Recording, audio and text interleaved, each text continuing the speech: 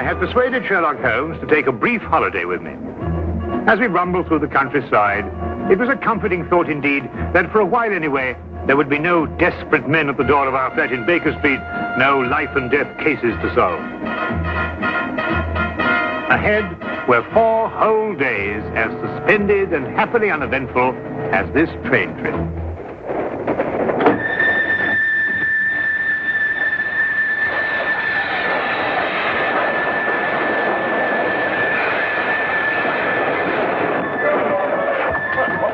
Hello, look. Hearing? Not a thing. Well, I hope we haven't heard anything. We must be doing 30 miles an hour. Oh, we're doing more than that, I think, Watson. I thought you were asleep, Holmes. Well, not really. I was thinking about that Parkinson axe murder. You know, that unfortunate business in South Africa. I was wondering... what? You are on holiday. Oh, yes. Yes, of course. Quite right, Watson. Quite right. Mr. Holmes? Yes, I'm Mr. Holmes. I thought I recognized your name on the reserved passenger list. Thought you might be able to help us. We seem to have had a sort of an accident. An accident or an incident? Well, I suppose you could call it an incident. But one of our passengers has disappeared. Disappeared? A boy. He was traveling with this young lady here. Paul is his name. Paul Windmaster. You must find him. I've heard you can do things like that, Mr. Holmes. Will you help me? There. I'm his governess. I should never have taken my eyes off him for a minute. But I looked in on him after he went to bed and was fool enough to imagine that everything was all right. Do you think he might have been kidnapped? Oh, no, I'm sure Paul ran away. How will I ever be able to face his father? I think you'd better sit down, Miss... Kendall. Lydia Kendall. Miss Kendall, and tell us everything from the beginning. I'm sure we can be of help. Sit down. Thank you. Tell me, Miss Kendall, what happened that made the boy run away? Mr. Holmes, have you ever heard of Paul's father, Lance Windmaster? Oh, yes, Ripsaw Windmaster, the Canadian timber king. The papers call him that. As rough and strong a man as the trees he cuts down. Paul, not having a mother since the age of 2, has grown to be like him in many ways. Independent, wild. Believe me, I've had a full-time job. I can imagine. Mr. Windmaster never disciplined him. Was actually proud of Paul's spirit.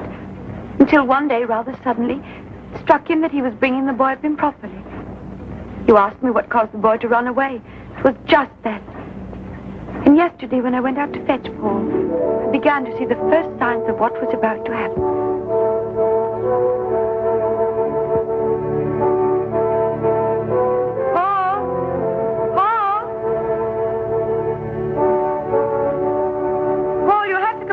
Get dressed. We're all packed and ready to go. Yes, Miss Kendall. Hurry now, we can't miss the train.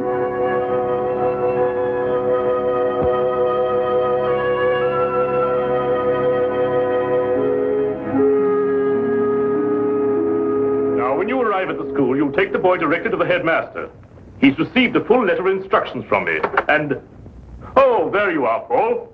Your Uncle Cecil's just arrived to say goodbye to you. Here's wishing you success, Paul. Thank you, sir. You'll be taught to be a gentleman. Something which, your mother forgive me, I failed to do. Yes, Father. What have you got there? White mice. White? Now look here, Paul. You certainly don't intend to take them to school with you. I can't leave them here. Nobody would look after them. Now that's foolish. Nobody really cares about white mice here, except me. Well, you can give them back to whoever gave you them. You mean Coco? Who? Coco the clown. I'm afraid I introduced him to Coco. The day I took him to the circus. They've become rather good friends.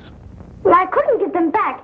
He gave them to me as a gift. Paul, I don't care what you do with them, but you can take them with you, and that's final. All right. Leave them here, then. Good boy. Well, you and Miss Kendall had better be off. Well, what's the matter? I don't want to go to school. What? You didn't go to school? Why should I? Times were different when I was young. You don't know what you're saying. I have my horse and my white mice, and Coco and I are supposed to meet next week. You can't run wild all your life. You'll grow up to be a savage. But Lydia could teach me everything I need to know right here. Miss Kendall isn't a teacher. She's a governess. She knows as much as anyone. Now listen to me, Paul. One day you'll come into possession of everything I own. This estate, my lumber mills, everything. When that day comes, I want you to be equipped to take over. Well, I don't have to go to school for that. And I don't have to wear a tie and jacket either. You'll wear a tie and jacket and you'll like it. And you're starting to school right now. Put me down! I don't want to go to school! I'll run away! Put me down! I'll run away! Where is it? Are you coming? Put me down! Put me down! He boarded the train without further protest.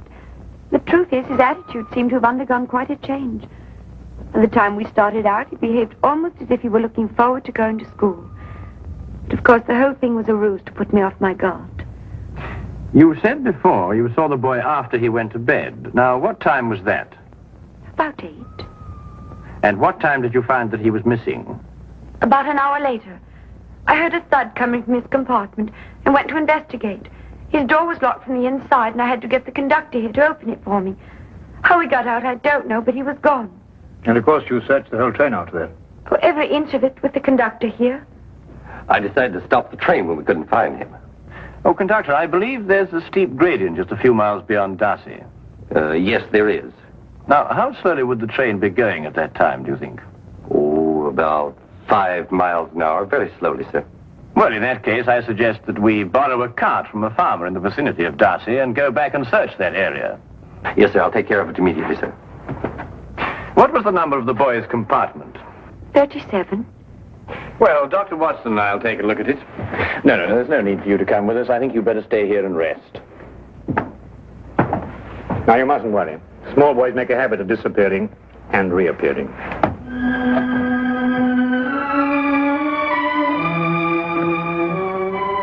I hope so. I hope so.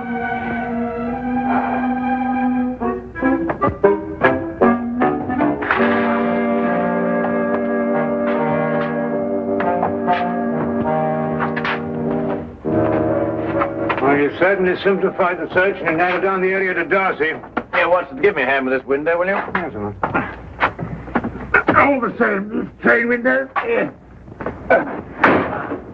Well, that was the thud Miss Kendall heard, the sound of the window being opened before the boy jumped out. By Jove, you're right. The question is, who helped the boy open the window? Well, it took 2 of us to do it. Exactly. Good heavens, Holmes, do you mean that he must have had an accomplice? Of course he must have. Yes, but who on earth would want to help a little boy to run away? Well, when we know that, Watson, we will have the answer to the problem of the boy who didn't want to go to school.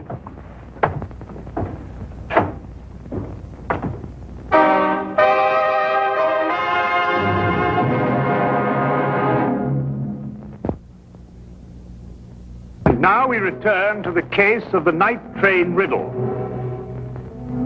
Taking Holmes' suggestion, we borrowed a cart and traced the rail line back to the upgrade near Darcy. We combed the area several times without uncovering a single clue. All of us were soon discouraged and ready to abandon the search. All of us, that is, except Holmes. We've been over this stretch 3 times already, Holmes. Yes, I know, but this is the only place where the boy could have jumped off. But we haven't got a shred of evidence, not a sight of anything, nothing at all. Look, what is it? A boy's cap. Miss Kendall, would you mind coming over here for a moment? Is that the boy's cap? Oh, yes, that's his. Then it has to be here. Look, over here.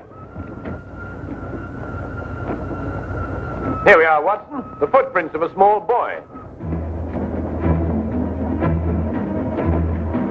Holmes, look, another set. Must be the boy's accomplice. Ah, good work, Watson. They end here.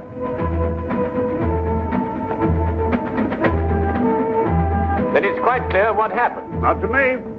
Well, they obviously boarded another train, a local, I imagine, traveling in the same direction as we were. We do pull alongside a local here, Mr. Holmes, the up train from Royal Minster. Well, how can they do that? Change trains in midstream, so to speak. Well, obviously, Watson, if both trains were traveling slowly enough. They do. It's possible, entirely possible, Mr. Holmes. Conductor, I think you'd better telegraph ahead and have them stop that train. Yes, sir. Do you think they'll find him, Mr. Holmes. Well, we are near enough to the truth, Miss Kendall, not to have to speculate anymore. We will soon know. We began a hasty return to the night express, aboard which we hoped to catch the local. Holmes insisted that time was of the utmost importance.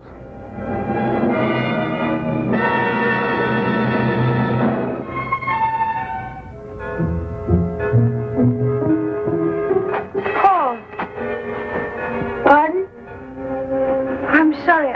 I thought to another boy. Perhaps the next compartment. Oh, this is the last one, miss. You held out so much hope, Mr. Holmes. How many stops did the train make before Darcy? 3, same as usual. Did you notice a boy get out at one of them? Not that I remember. There was a boy. I talked with him. He got off with his father at Manborough. Are you sure? Yes, there was that pair. Blimey, I clean forgot. What did the father look like? Medium-sized, grey hair, ordinary face. Wait, I noticed when I inspected his ticket there was something about his fingertips. They were red. Red? Yeah. I thought it was strange at the time. That's most observant of you, conductor. That proves it, Watson. Holmes, do you know who he is? Of course. Coco the clown. Coco the clown? He was the boy's friend. But more than that, there's the red fingertips. The significance of which completely escapes me. Rouge, Watson, the same kind of clown uses. He was evidently in a great hurry to catch the train. He didn't have time to remove it all. Well, if you're only right, Mr. Holmes. And unless I miss my guess, we'll find them both in Manborough now.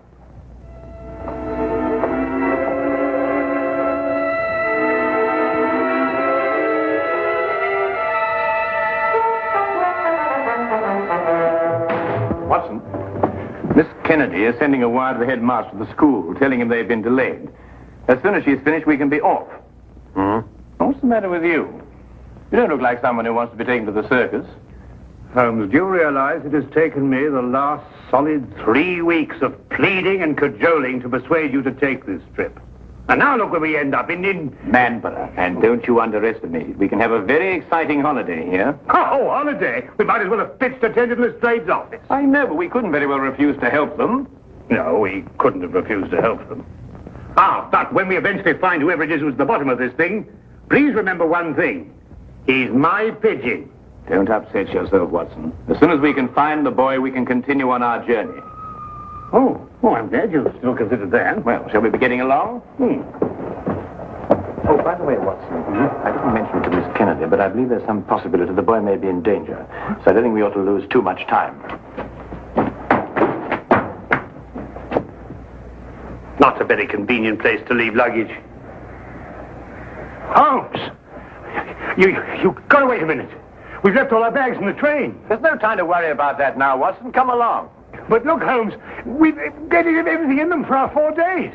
All right, I'll find Miss Kendall and get a carriage, and we'll meet you in the street. Now, hurry up. Right.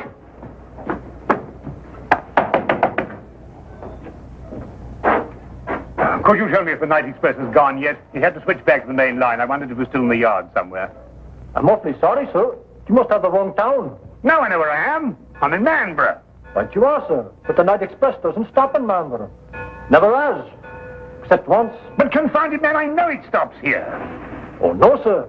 The only time the night express ever stopped in Manborough was in the summer of '88. A wheel fell off the locomotive. Right off Port here it happened. It stopped all right that night. Now, look here, this is urgent. I happen to know the night express stops here because I got off the thing at this station. Now, will you kindly go and find out if it's still here? Well, I have to go down to the yard area. In about 5 minutes, I'll ask the signal box. 5 minutes? Oh, never mind. Watson, come along. The carriage is waiting. But...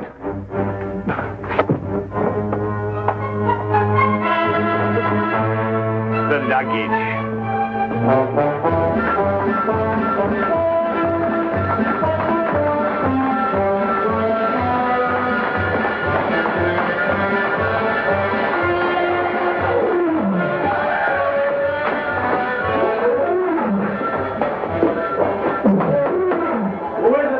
Cecil, open up.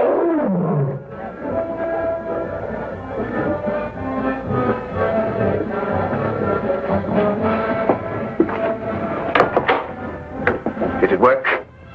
We jumped off, switched trains. Ta-da! Like a couple of acrobats. Where's the boy now?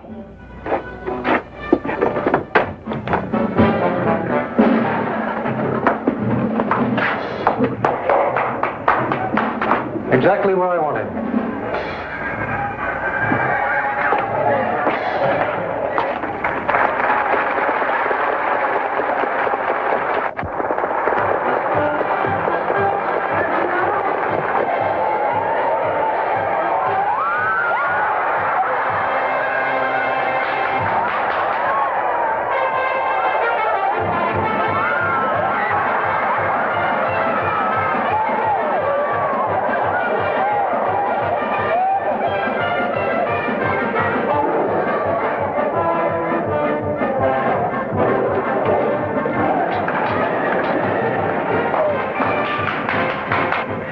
There and get it over with. I was waiting for a down payment. How much?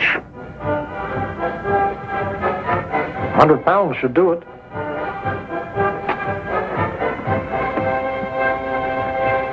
That's cheap enough to show you good faith.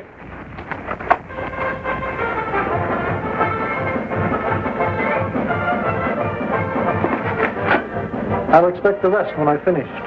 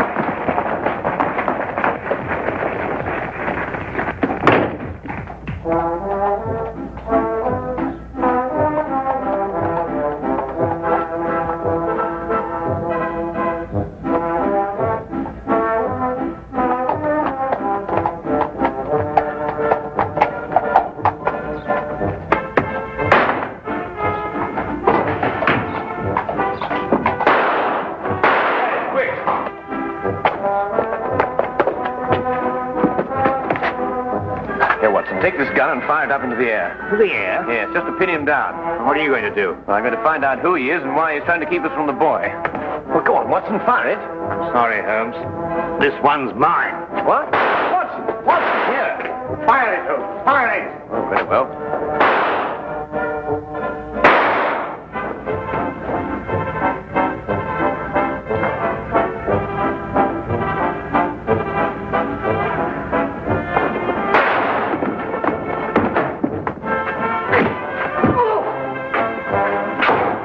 Come along, Miss Kendall. Watson, you're a fool to take such a risk. No, with you covering me, I couldn't miss. Get up.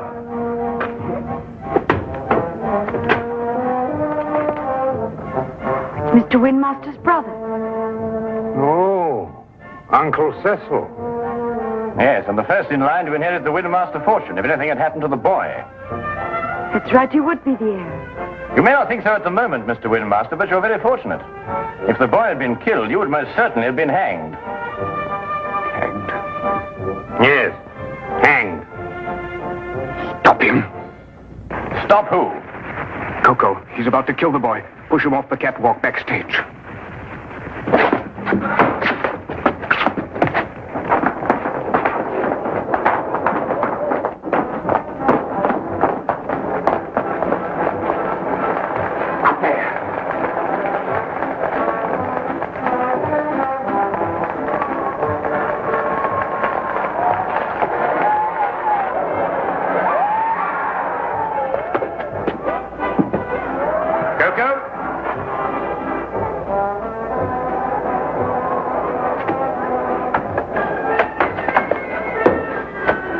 Don't come any closer.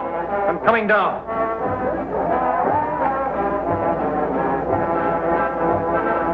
You'll never get out of here. One move to stop me and I'll kill this boy.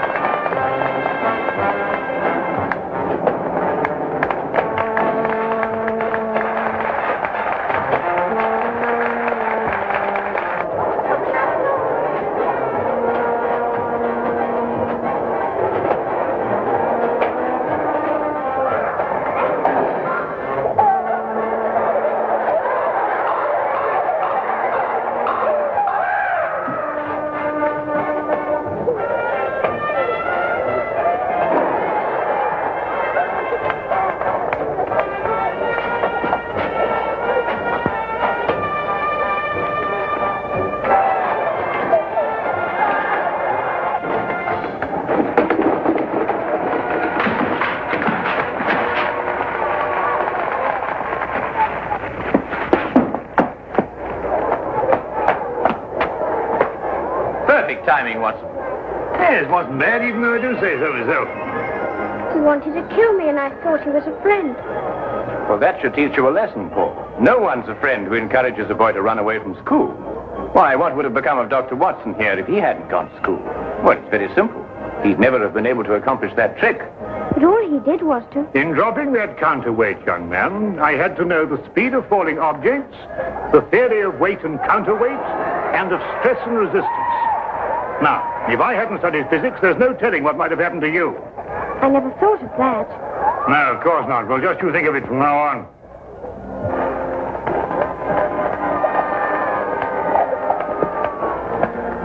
Watson, did you really have all that in mind when you pulled that rope? Oh, I would believe it. Of course. Oh, did you? Come on, you.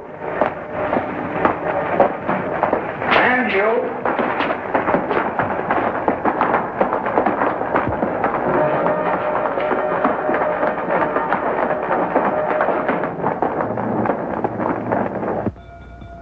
If you're looking for the time of the next London train, it will be along in 10 minutes. Huh? Oh, no. I was just wondering where our bags would be by this time. This train seems to be somewhat off schedule. I'd estimate that our clean shirts are about 30 miles north of Edinburgh at this moment. Oh, confound it, Holmes. Why dwell on that? Oh, don't take it so hard, old chap. We'll give it another try one of these days. Well, sir, it certainly was a shock to me. Oh, it's you again. You were right, sir. The express did stop in Manborough tonight. Can't understand it. The first time since the summer of '88. Fact is, it was running wild through here tonight, they tell me. Came roaring through on the local line first, and back through here to switch over to the main line again. Can't for the life of me figure what they were up to. Left a couple of bags on our platform. No ain't no reason. Just found them there. A couple of bags, did you say? Why, yes, sir. A suitcase-like. Don't know anything about them. One marked JW and the other SH. Suppose we'll have to keep them in the office for the 30 days required. My dear sir, if you'll just lead me to your office, I think I can relieve you of those suitcases within 30 seconds. My name is John Watson. Mine would be the one marked JW. Oh, you mean, I say, and this here gentleman is SH? Yes. This is my friend, Samuel Higgins.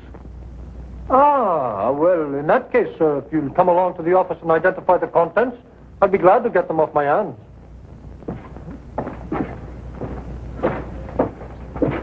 Samuel Higgins? Yes. You see, we have 3 whole days left. And I'm quite sure that nobody will want to interfere with the holiday of Samuel Higgins.